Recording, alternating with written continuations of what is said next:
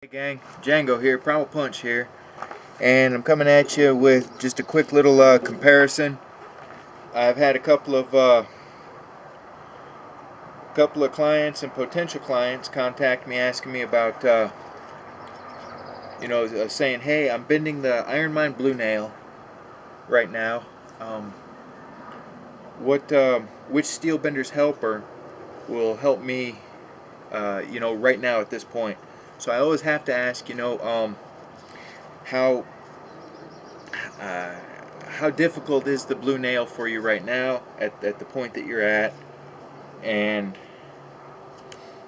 like that, okay? Because with the steel benders helpers, if you can only get one, then I recommend getting one that's you know close to where you are at the present time in terms of ability to bend or strength level.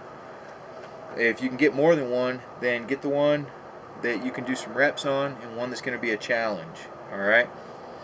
As I went, and I wasn't, I didn't have the money to build myself more than one or two when I first started making these. So all I had was the sub intermediate, and I made myself a sub advanced, and I was able to bridge that gap by moving the wraps in and out. Okay. If you move the wraps closer together, I just roll that loose and just scooch it in. I do that. Now I'm minimizing my leverage, which means I increase the resistance, okay? So by doing that, I was able to bridge that gap. This wind keeps changing direction, gang. I'm really sorry if that's blowing right on you. All right. So again, if you can only get one, then get one close to where you're at, because you can get multiple levels of resistance out of it. This is sub-intermediate, by scooching those wraps in and giving yourself more or less leverage. All right. So scoot that back out.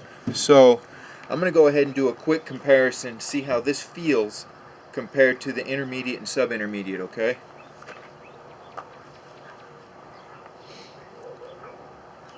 And this is your IronMind blue nail. It's the 1/4 inch by 6 inch cold rolled steel.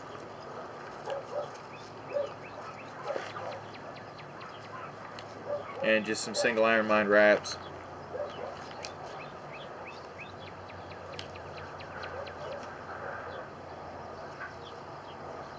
And don't let anyone tell you that the blue nail is a nothing bend, because that's a significant bend. They're strong. It's a good solid bend, and you should be proud. You should be proud wherever you're at. If you start bending steel, you're already doing something that a lot of people will never ever do. So there we go.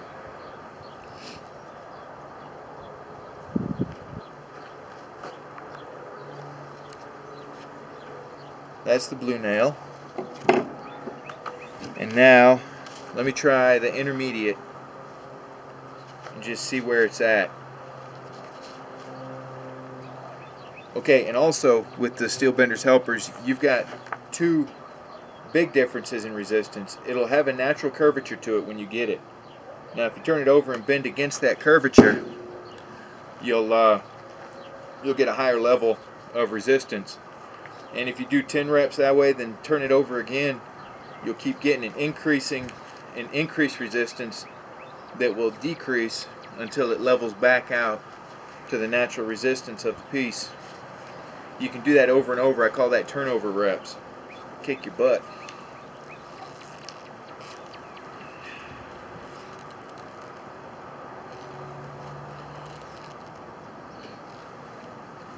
Yeah, the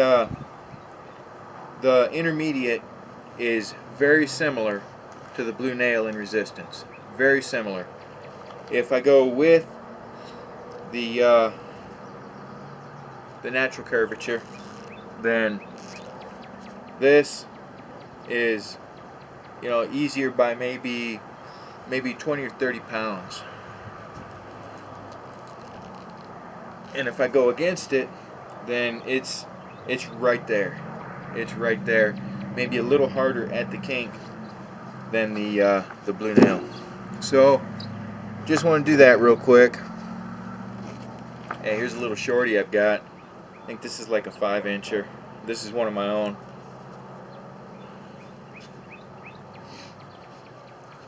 I hardly get to bend steel anymore. I work out on my steel bender's helpers, but I gotta save my hands for rope weaving.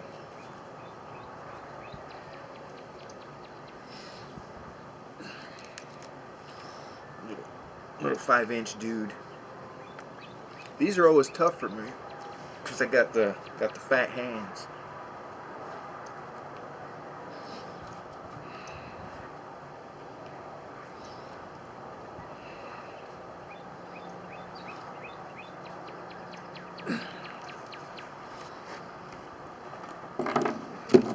Yeah, there's your blue nail, and there's my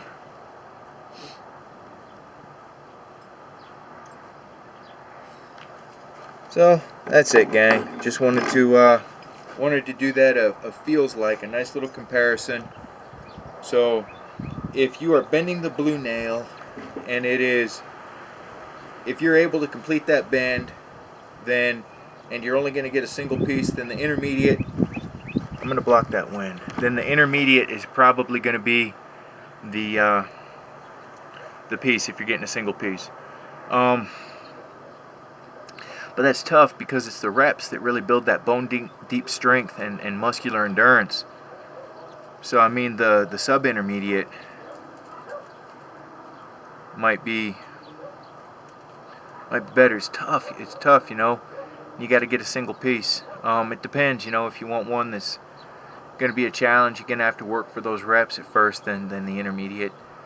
But if you want to be able to, you know, start doing the high rep program that really gets the other muscles kicking in, because that's one of the big benefits of the steel bender's helper. When you're doing the reps, okay, you'll get in and you'll use those normal muscles, you know, just the main muscles. But when you hit the higher reps, you say, okay, I'm going to do reps to failure. You'll find yourself, all right, your body will start to kick more and more muscles into play.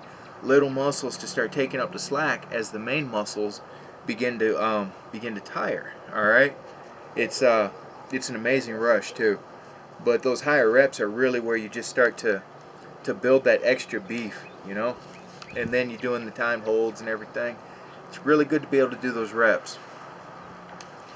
It's gonna come down to what you want, you know, what kind of program you're looking for, and like that.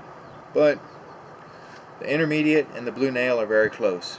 That was the main point of this. Shouldn't make you have to suffer through my babble. All right. So y'all, thanks for coming by and hanging out. All right. You live free, punch hard, and be good to yourselves. All right, because you're worth it, and I dig you.